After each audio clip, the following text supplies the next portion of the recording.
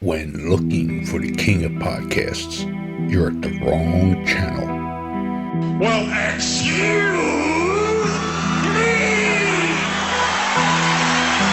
Looking for good ideas for life? You're far from good hands. Hey, bud, what's your problem? If you think the listener is always right, you're far from the right place. Out of order! Even in the future, nothing works! Hosted by a Northeasterner by birth, but a rebel by choice. Are you threatening me? If you want a host that floats between love and madness, and we know the night is always gonna be here anyway. Thinking of you's working up my appetite. Looking forward to a little afternoon delight. then play on and listen to Crazy Train Radio. All right, guys, listen to this blues riff and B. Watch me for the changes and try and keep up, okay?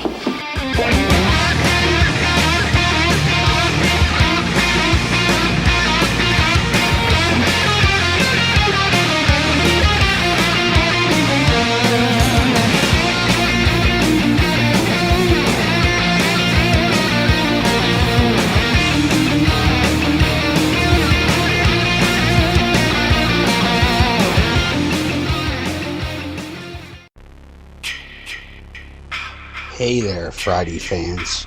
We know how much you enjoy the movies. Enjoy grabbing your Friday merchandise and interacting with the Friday family, whether it be at conventions or during our particular watch-alongs. Well, when you're looking to get yourself masks, why not check out our friends over at Camp Blood Customs out of New York State and order your specific custom mask from any of the films. All orders are made specifically. Your needs and wants are. Make sure you find Camp Blood Customs on Facebook, Instagram, and all over social media and order yours today.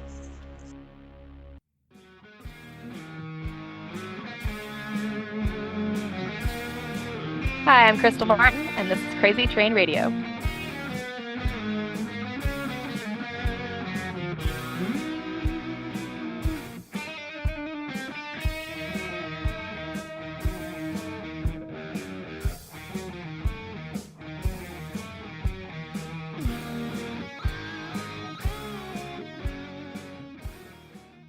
Hey folks, it's your least favorite host in the podcast world, Croc, Jonathan Steele. And boy, do we have a good one for you today.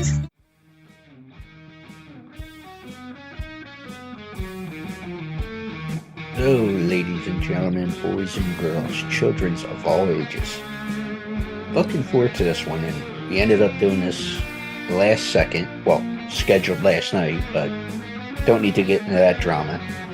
But we have an actress and a stunt woman who loves a little of both, wants to keep a good balance, but she is involved with the latest indie release with one of our favorite indie darlings, Mr. David Howard Thornton. In the mean one, we have Miss Krystle Martin. How you doing this evening? Or this afternoon. You're on the West Coast, so this afternoon. I'm doing great. Thank you. Thanks for having me on. I appreciate it. So, well, cheers to you. Cheers. Because it's almost 7 o'clock on the East Coast, so it's time for a nice drink. So, obviously, you are an interesting one because you have, and I say that with all respect because not only do you do stunts, but you act as well. Hence, in the mean one. I do. I like the variety. Yes, that's what I was going to get at. So, did you do stunts with the movie as well, or? Yes. Yeah, we had a smaller budget, so it worked that I did both. If we had something with a little bit higher budget, I would have loved to have brought on some of my stunt friends that can double me. I like to spread the work around as much as possible and be able to focus just on acting or on stunts. But as it was, we had a limited budget to work with, and it worked out that I can do both. So Yeah, it's like another friend to the show, and hopefully you'll be added to that list. Kane Hodder, who at times has done multiple roles, like say Frozen or some of the Jason films or just different things along his career. He will wear multiple hats, not only the stunts, because he came in strictly as a stunt guy to the business, then later on started acting everything else. So, and safety's always first with Absolutely. people who work in stunts. So, like you said, limited budget, all that fun stuff. So you were juggling both. How is it for you with not only just a mean one, but other experiences you may have had where you're trying to balance both? You want to give the best product creatively, but you want to, if there's got to, and people don't realize with stunts, it's just, say, even swimming across a pond or a pool or walking across a street. But it's not just the big explosions or people falling from buildings. It's the slightest details that can be a stunt department. So how do you juggle both and wearing both hats? You kind of have to switch gears mentally. So if I'm doing a scene that is just acting, I approach it a little bit differently. Then I have to focus in a different way when I'm doing a stunt scene. I have to be constantly evaluating all the potential things that could go wrong, the safety of our environment, the safety of my fellow stunt performers around me. And it kind of is a little bit of a brain switch that gets easier the more you do it. But it's also, I remember because I came from acting, I remember being a young actor and being like, oh yeah, I want to do my own stunts. And now that I'm more involved in the stunt world, I cringe at my past self because that's kind of a faux pas to say, because it's basically saying that you're going to take someone's job away.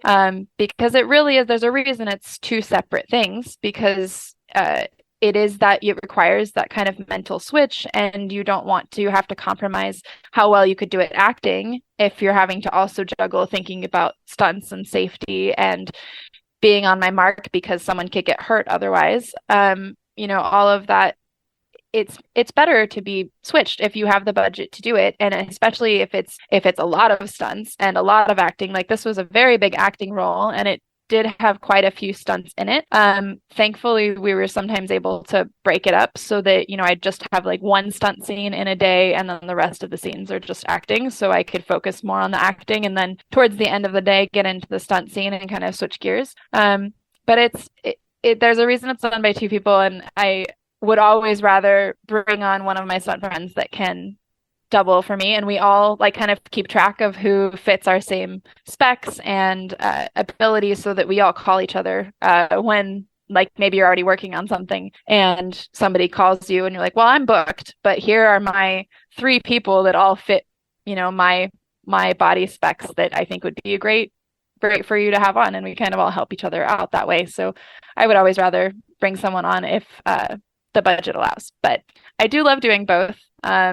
And this was a really special project with the mean one, getting to wear both hats. And that's so common in the indie world. Everyone's doing like 4 or 5 different jobs to make a project happen.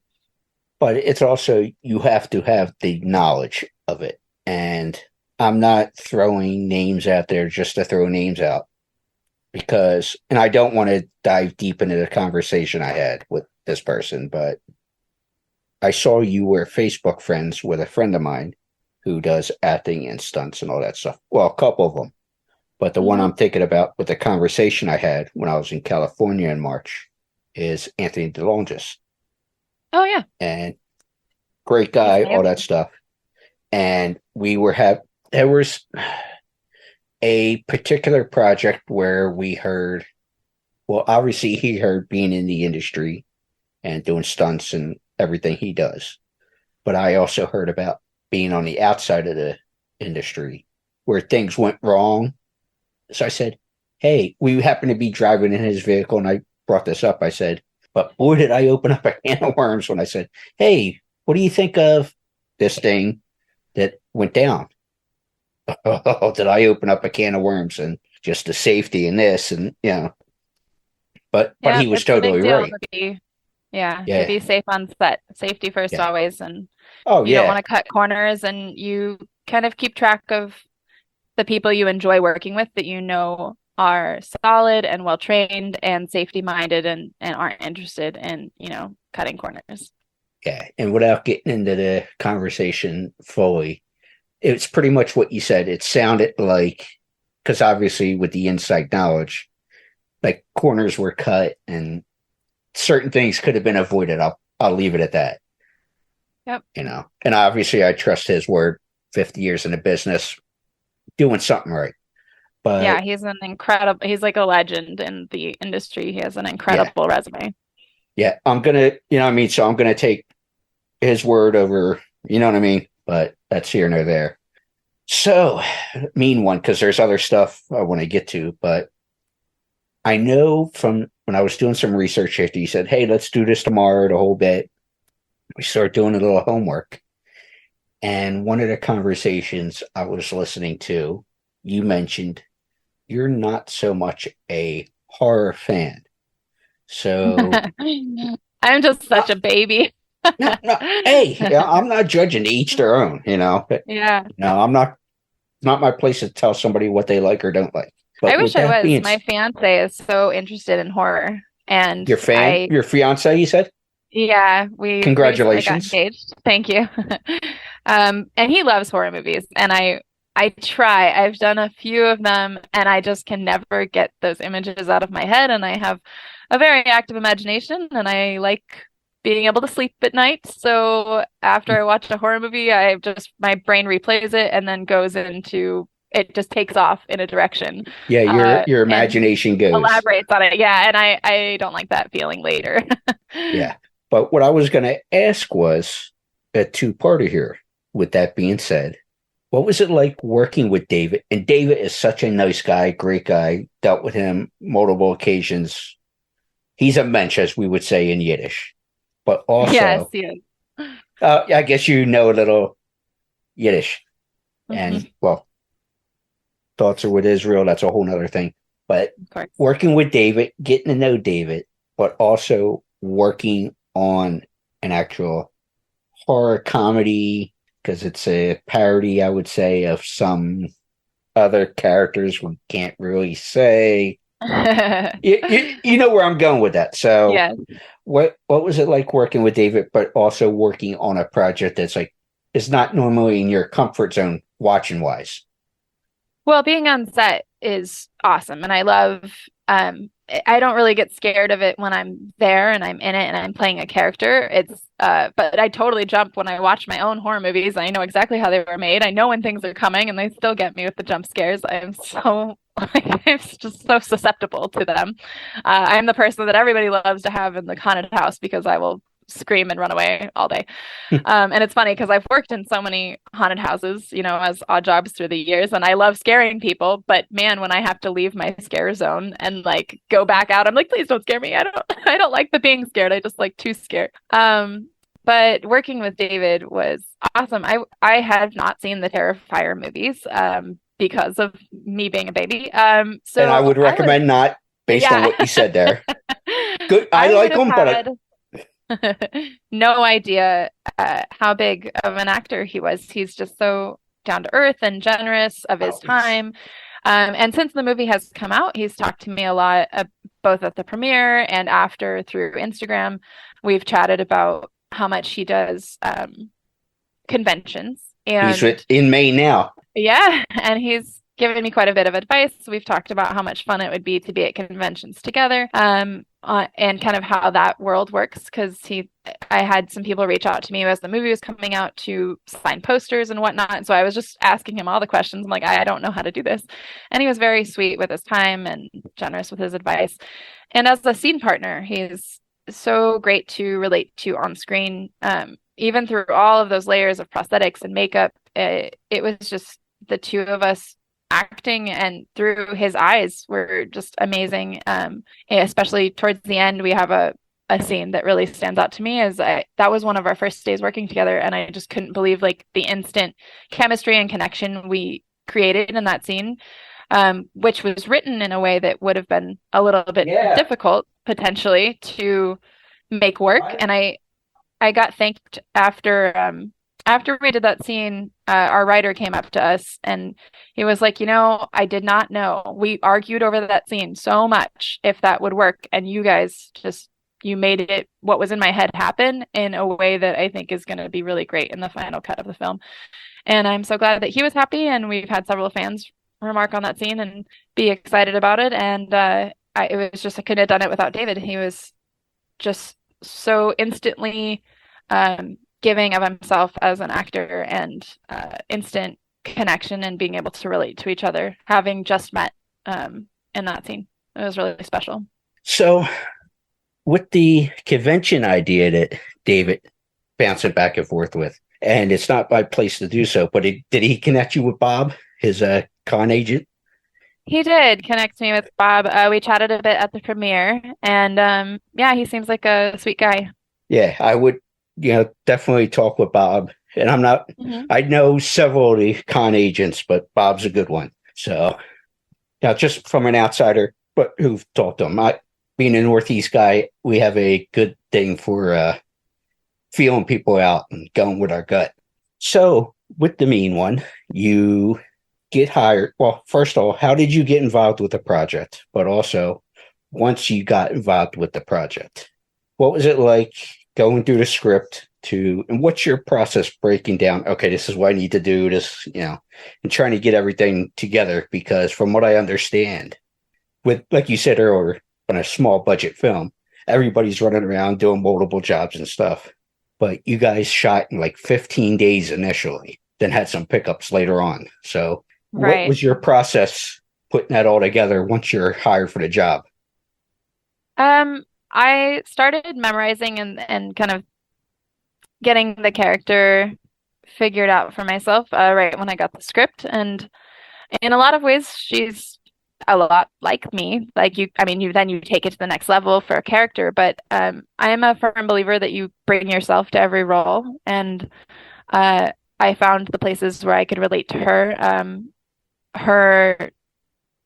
Her dad in the film, played by Flip Kobler, who was also a writer, we had really great chemistry from the beginning as well. In our table read, I could tell right away that he was playing the character a lot like my actual dad, who was kind of a goofball, and that made it really easy to connect with that character and, of course, bring the emotion out later on. So I really enjoyed that, and I really relied heavily on our team, both continuity and our AD, and constantly kind of being like, okay, remind me where we are in the script, because it was there. Every scene is different, and she has such a clear story arc and I don't know if everyone knows this listening, but you usually shoot out of order. And now I understand why it is such a luxury when celebrities are like, oh, it was so nice, we were able to shoot linearly and from start to finish. And now I understand why that is so wonderful. But by and large, it's not the smartest or most budget-friendly way to shoot, because if you have a location, you want to shoot everything of that location all at once, even regardless of where it happens in the script, so that you only need the location for a short amount of time. So it makes sense, but I definitely leaned on the team to be like, okay, wait, is this before or after this sequence, and where are we in the script? And I had my script close by to double check, but it was helpful for them to kind of remind me of where my character's at frame of mind at that moment in time of the story. It's funny. I was just at a one-woman show in New York City performed by a legendary horror actress. And we were kind of having a conversation afterwards, but I was talking to the director she brought on to direct the show. And we even had brought it up again during the interview we just recently did. So from your perspective, and obviously you started your acting, what was it, 7th grade, something like that, in acting class, and grown from there. Are you a person that what's on the script is Bible, or do you try to, like you said, your character in the mean one felt close to you and your personality and all that? So, like I said, is what was on the script like the Bible, or were you able to say, "Hey, can we do this way?" Or do things, put your touch onto how you might play the character? I mean, it's my job as an actor to take what is written and make it work for myself and the character. Like that's always my initial goal. Occasionally you get a line that just doesn't feel right coming out of your mouth, and for whatever reason, isn't something that you feel like your character would say. It's not aligning for what you see for the character. And generally, especially on an indie project where everyone is so collaborative and open, if you bring up your concerns, either your director will find a way like to make a suggestion that can help you process it and make it work. Oh, I hadn't thought of that. And then suddenly that line works for you. Or they're like, you know what? Yeah, I'm not married to how that is either. And maybe I have a suggestion, or they have a suggestion on how we can make it flow a little bit better. And that's all just about the artistic process and collaborating on a project. And like you said, Flip played your father as well, but was a writer of the project. So that probably helped too, that he was there and say, "Hey, let's have a powwow." You bring up that you had not only yourself and the director, Steven, who I talked to just briefly this week about something else, but you were able to all get together and, all right, how can we make this work and put the best product out there? Right, exactly. It was really helpful. And quite a luxury to have our writer there every day, because not only was he playing a role and he was a writer, but he was just helping out in general as well. And then Flip would often say, like, I'm not married to the specific words, like say it how it feels right for you, which was very often what was written in the script. I could make it, it worked fine for me. But I did appreciate that it's a little bit less pressure than when you have a writer that's very precious about their words and wants you to be verbatim. That can just kind of make it a little tense, more than it needs to be. Like I will stick to the script as much as I can. That's my goal and my job, and I don't mean to change words, but someone who comes in yelling and is like, "You changed this word," it's just a little bit different vibe. It should have been a comma instead of a period. Right. Damn it. Yeah. And you're like, "I'm sorry, I'm just trying to be in character, and I'm sorry I missed a word. I'm sorry." So it's nice to anytime that that's just being great to work with, and the more laid back of a vibe on set, I think it benefits everyone. Do you understand the words that are coming out of my mouth? Exactly. Going to jump into other things, but I want to mention with the Mean One, since that was the main reason we connected and decided to do this. You can see it streaming now. I heard physical copies were going well, being sold. Yes, but we've sold out a few times, but I hear they're back. Great. So check out where you would get your physical medium, whether it be Amazon or all. But the streaming, I know it's on Amazon. I know it's on Vudu. I think YouTube and Google TV. There's where you get your normal streams purchase wise. Well. Okay, yeah. So Apple, they're in the usual spots where you want to purchase if you like just the digital streams. Go ahead and get it. That's what I'm talking about. I'm gonna be getting mine and watching it in the morning, because of other reasons, but I'm going to be watching it in the morning. I'm looking forward to it. I'm a Vudu guy, so. Oh, nice. But, that's where because I can, with Vudu for me, it's beautiful. I can watch it on my computer. There's the Vudu app I can have either on my phone, which I tend not to watch movies on my phone. I want a bigger screen, but I can watch it on my laptop. It connects with my cable company, and, it's different ways I could see it, and it's all connected. So that's why I push for Vudu, but I'm not going to tell people where to get their product. Just check out the product if you can. But with stunts and acting, we've talked about with you a little bit, but you've done several different things throughout your budding career so far. But is there a particular style of work that you would have interest in being a part of, whether it be a comedy or drama or this? Is there something that is on your bucket list that you say, "I want to do this"?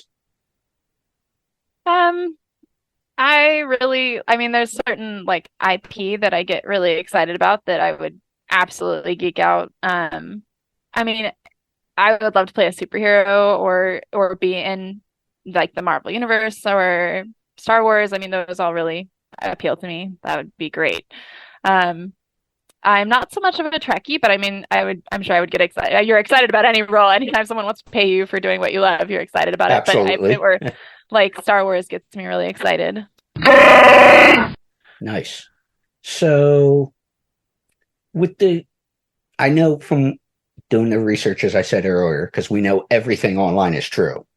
Right. But yeah, 100%. I always love telling that joke and it never gets old.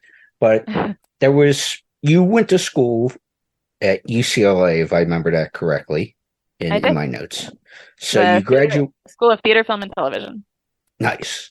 So, well, with that being said, before I go to the question I was going to ask, with that type of degree, what did you study? Just in front of the camera or on the stage, or do you study like production, and what does that entail? I did a theater degree with the emphasis on acting, because there's also theater degrees like focused on writing or stage management or costumes.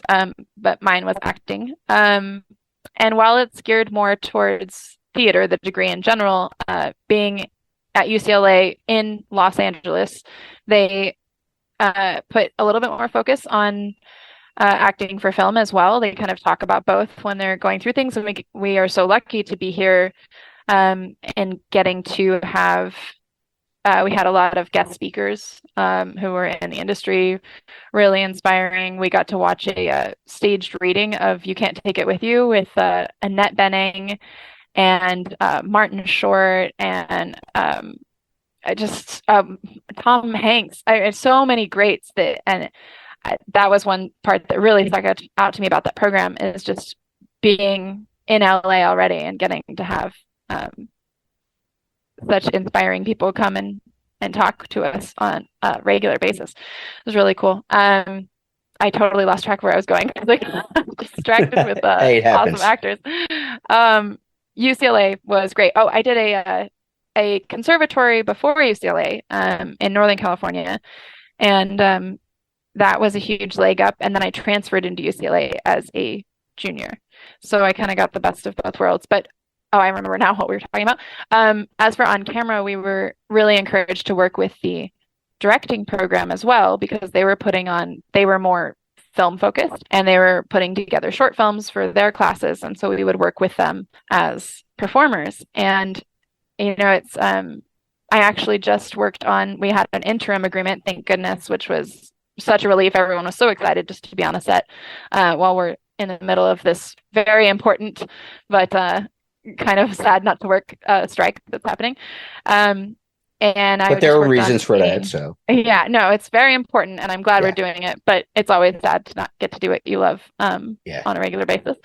But we got this interim agreement for a feature-length horror film indie project called The Mannequin, and I just worked on it with someone that I know from UCLA all those years ago, named John Berardo, and he invited me on to stunt coordinate and play a small role. And I just got to do that last month.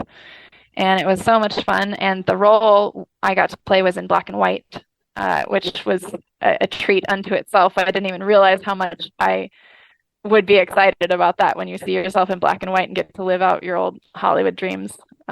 It's really cool. I'm excited for that footage. Well, there's somebody I want to, and I'm not going to mention his name while we're recording, but I'm going to connect you. He's from the East Coast, but lives out there now and has directed for like 30 years at this point, both indie and major projects, because he has a background with theater as well. And it was funny. I just heard from him as I was eating dinner before we started this chat and all. So I think you guys would mesh well. And it's one of those, you never know when something can come up, whether it's independent or when the strike's over, all that stuff. But I think you two would. I think you guys would like each other. Just the vibe I'm getting. But I appreciate that. Of course. But the question I was going to go with after graduating school was you ended up meeting some folks in the stunt world, and that's kind of what led you to that aspect of your life. So what actually happened there? Where did you meet people and kind of got you into that world as well? I think like a lot of people, especially fresh out of theater school, I just wanted to be on set. So I started picking up some background roles for a little while and just kind of feeling out being on set. And as I observed, all of the stunt people were just the coolest people on set. And I was so drawn to that energy and that kind of go-getter mentality. And around that same time, I was also taking film classes because I had just graduated from theater school and I really wanted to hone in the making it smaller for film in my acting. And I loved my classes and I made tons of friends. But I remember one lunch in particular, we were hanging out and everyone was a little down and negative about how their agent wasn't calling and they just couldn't catch a break and they want to do this so badly, but there's all these gatekeepers and I joined in with them because that's what you do, you know, misery loves company. And after I left that lunch, I was like, man, I don't want to be like that. Like I want to be positive and try to find ways that I can improve myself and my skills and go get the career that I want. And around that same time, I was meeting all these stunt people who were very positive and had this go-getter mentality and this drive. And it was so different hanging out with them, both on set when I would meet them or at the beach in Santa Monica. They have kind of a community there of people that come out, and I would do the rings all the time and some acro. And I met a lot of stunt people there that invited me out to their trainings. And I was learning more and more about stunts with just for fun. And they were always so upbeat and positive and excited about collaborating. It would, instead of complaining all the time, it was like, well, let's get together and shoot a fight scene and, you know, play with our camera angles, or let's go rock climbing together. Or they would all share skills and level up. And I don't know if you know, but there's a thing called stunt hustling, which is when you just go to a set that you stumble upon. Maybe you see the yellow signs and you seek out the stunt coordinator, sneak on the set, totally acceptable and encouraged. Seek out the stunt coordinator and show them your reel or your resume and chat with them. And it's kind of a rite of passage and shows that you know how to be on a set without being a nuisance and drawing attention to yourself or stepping in front of a camera. And then they meet you in person and realize that you're not crazy and they might enjoy being on set with you all day. But that was mind-blowing to me coming from acting, because if you were an actor and you just showed up on a set uninvited, they'd like call security and think you're insane. But I really liked that about stunts, that you could take the future of your career a little bit more in hand and have a little bit more control, because oftentimes as an actor, you're waiting for your agent to connect with the casting director so that you can get in the room so that finally you can show what you can do. Whereas a stunts, you just go meet the stunt coordinator and talk to them about what you can do, right? You know, it cuts out the middleman, and that was really cool to see that difference, and that really appealed to me. And people ask me all the time which I prefer, stunts or acting, and I love them both, and I love the variety that I can experience and kind of craft my career the way that I see it, which is just kind of getting to do a little bit of everything. And of course, when you mention about the hustle of stunt work and trying to get hired for stunts and all that, compared to acting, where there's more of the logistical process, as you mentioned, with the agents. And I'm not knocking that process, but as soon as you said the hustle, one name popped in my head. Oh yeah. From the stunt world, who first kind of and it wasn't Kane that smarted me up to that. And I'll put it this way, and screw it. I'll just say, and I know I'll get a phone call. I don't care. But Julie Michaels, who's one of the most badass people, not badass man, badass woman. No, she's just flat out one of the biggest badasses I know, but sweetest person. But we were talking about that whole drive and the go-getter, and just that, it takes a certain person to be able to do that and do what you guys do on a stunt level, and just Julie, everything. And I've actually hustled Julie and her husband Pee-wee multiple times on set, so it's funny that you should mention them. And they've been very giving of advice. They ran a stunt talk for a while, I think it was like every Friday at 5 or something like that. And it was really kind of them to give back to their community and talk about important things for stunt performers to know. And I know a lot of people really appreciate that about them. And I really hope that eventually stunt hustling comes back. Of course, when COVID became a thing, you couldn't, I mean, everyone who was on a set had to be tested. And even if you'd been tested, you weren't tested through their production. Like then stunt hustling went away. But I do think that it's definitely fun. It was terrifying the first time I ever did it, but I got better at it like you do. And it was actually like a really fun thing eventually. I remember 2019, I hustled 48 times in the year. And I was like so determined to top that the next year. And of course, the next year was 2020. And so that went away. But I hope it comes back. Yeah. But Julie, I love you. You know that I say that with love, because otherwise I know she'll beat my ass if I didn't say it with love, you know. But no, all kidding aside. So there's a couple other things I wanted to ask, but stunt related before I go to the last part of this whole conversation. And thank you for the time. Make sure you check out the Mean One if you get a chance. But you ended up doing double work, from what I heard on this interweb thing, for Ronda Rousey. I did. Yep. I doubled her. Was it 911? Like 6 episodes of 911. What was that like? And you're talking, when you're talking badasses, like I say about Julie and stuff, you're talking a badass in Ronda as well, on a whole different field. So people know her from. Is. Yeah. So what was that like? Not only getting those jobs, but hey, you're doubling this another badass over here. Definitely a compliment to get to double someone so badass. And she is very capable in her own right, and it kind of goes back to she could do a lot of her own stunts, and she does. But it's usually a requirement by insurance that that a stunt performer is there, because it's really at the comfort level of your performer. And if they're having a day where they'd just like to relax and focus on their acting, they absolutely have the prerogative to do that. So they want to have us be there. It just so happened that when I started doubling her, she experienced an injury and could not perform as much as she normally would. So then I jumped in for a little bit more stunts than maybe would be normal, since she could usually do so much of her own, any like fighting or anything like that, of course. You're going to ask her to do it because that was her bag. Well, and not ask her, it's totally up to her. If we usually pre-visit and then we'll show her what it looks like, and then it's up to her if she would like to do it or not, and she usually is totally game.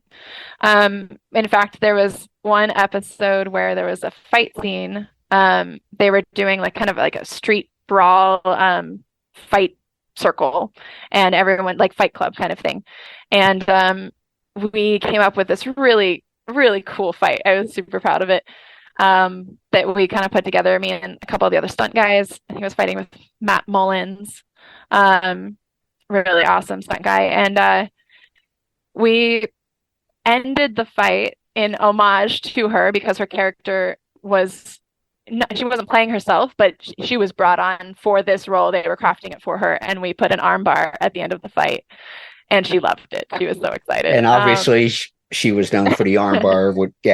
Of course. And as we were walking away from that and from that scene, and she decided that she would probably do it. She was like, I really like the way you fight. And I was like, oh my God, I could die now. Like, that is the best compliment ever. It was definitely a highlight of my career. She's like, people always ask me if I have a girl that I like to use. And she's like, I'm glad we met. And I like the way you fight. And I was like, oh, best compliment ever. She ended up getting to do that fight with her husband, Travis Brown, who they brought on just for that scene, and they had so much fun. It was really cool to watch. Well, with that being said, with her giving you a compliment like that, which is huge because of, the UFC stuff and the Olympian and just her background. But did you have a background in any kind of martial arts or anything that you brought to your experience, or was that just? I have a very unique background in that I did not have any of that.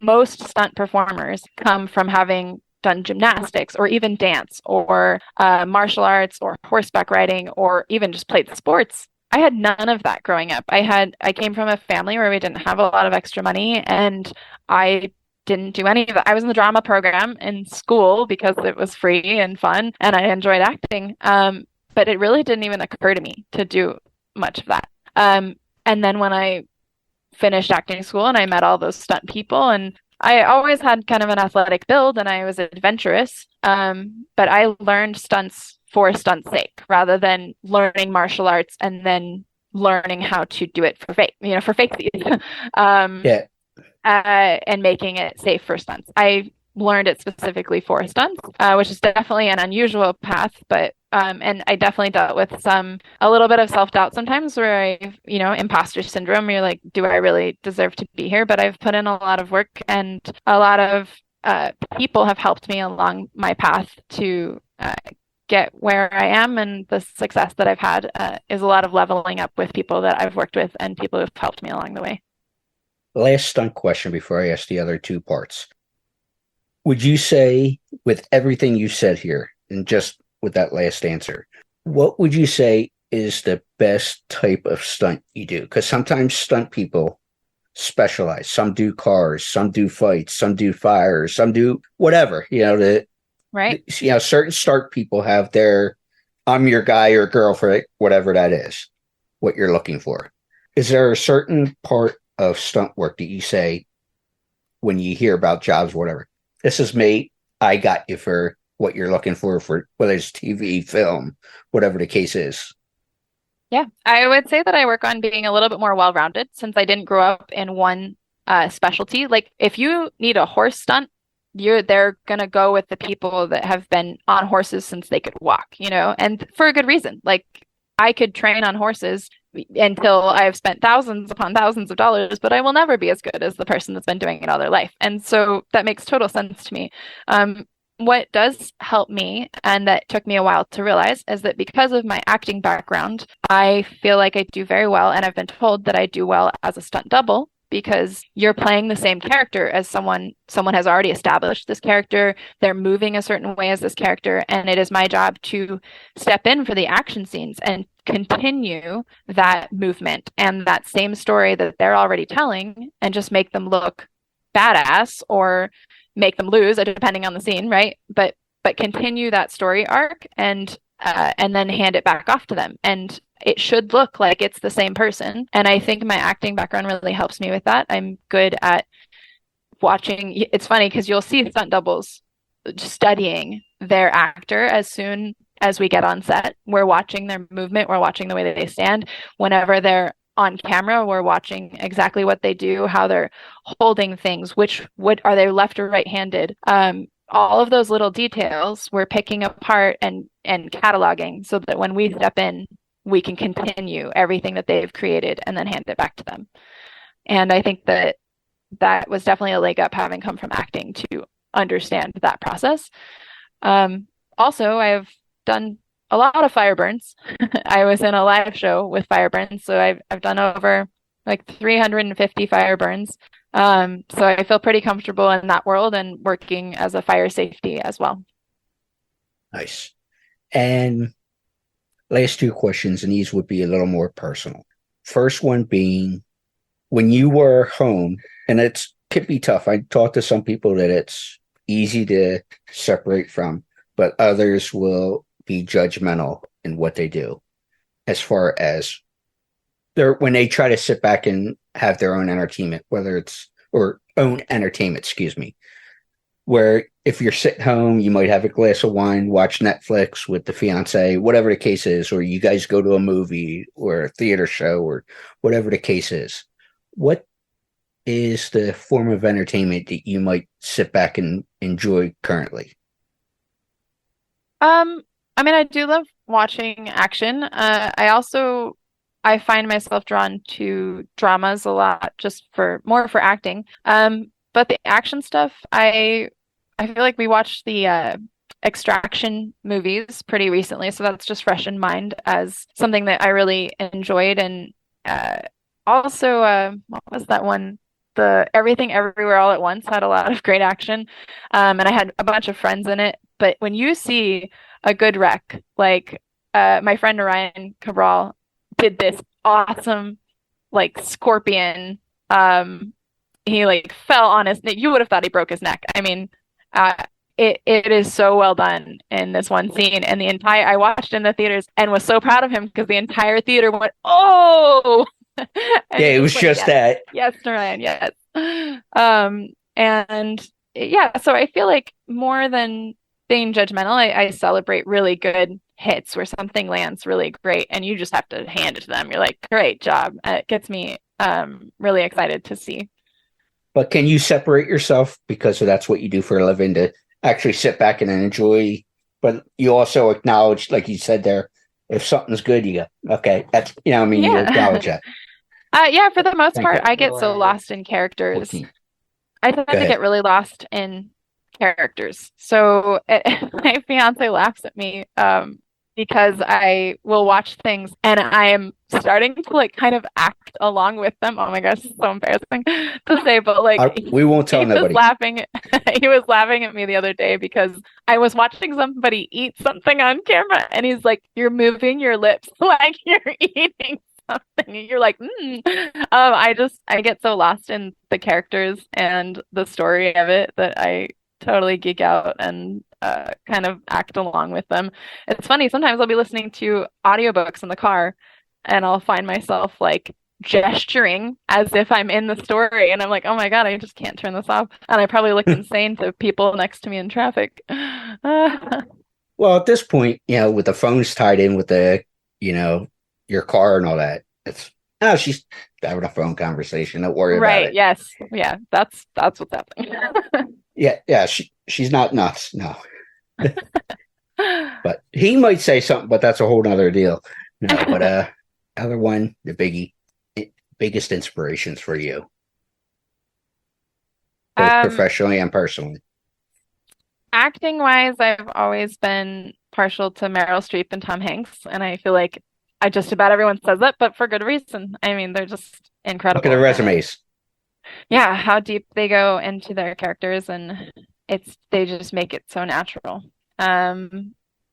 Hugely inspiring, and I love as much as social media can be too much sometimes. I'm hugely inspired by my friends that are working all the time. I have several friends that I look up to and I cheer them on from the sidelines, and it's exciting to see the people who work so hard to make things happen for themselves. And then when it does, you're just like, well, of course it is, because you're putting all of that effort in and it's paying off. And that's what kind of keeps me motivated day to day. Some friends that come to mind are my friend Mike DeCamp is always like trying to uplift people with his social media. And he does awesome work with voiceover, and he's a stuntman, and he's just so multi-talented, and he makes amazing food. So he talks about that and puts up awesome food on his Instagram, and I love that. Also, there are a lot of stunt coordinators who are getting more into directing, and I find that hugely impressive. I think that really I would like that trajectory for myself. I think stunt performing to stunt coordinating to second unit directing to directing is really an appealing track for me. I could see myself really enjoying that. Or maybe if I went from the acting route and became like a series regular and then got into directing and producing, I think both of those really interest me. And then personally, just my Nana was my mom's mom, and she always she's the kindest person I've ever met, and she's so incredibly generous and made me feel special and that I could accomplish anything. So she's always someone that I try to live up to. I'll have to do another one, but to Nana. To Nana. But like we said, thank you so much for the time. Check out the Mean One on any streaming platform, or if you're lucky enough, get a hard physical copy. I get yelled at for it all the time. I got a physical cabinet of DVDs, Blu-rays, all that stuff. There's something Yay, about having that's a awesome. physical, tangible, like whether it's the movies or as you see behind me, the books. It's Yes, just something about having it physically that's, I agree. But Krystle, thank you so much. Thank you. This was a lot of fun.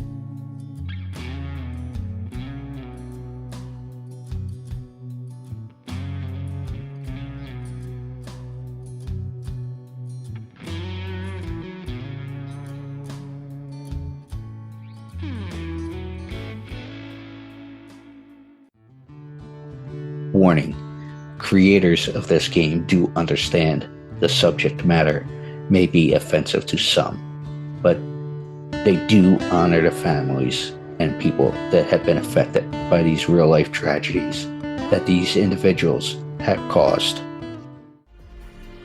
Want to play a game? Oh, yeah! Lover of true crime? Yes, yes, yes. Well, we got an interesting game for you to check out. Wow. With the mashup of influences such as horror movies, collecting cards, and RPGs. What? Led to giving birth to an incredible creation of this game, Killers, the card game. You are all my children now. This game is a collectible trading card game featuring some of the most infamous killers, with tidbits of trivia on the back of each card to help you learn some insight to each criminal. Who the hell are you? Let's not forget, during the game, cops will be chasing you and these criminals. I'm a cop, you idiot! However, check out their website listed through all social media today, which can be found under Killers, the card game. Am I on the internet? I want to play a game.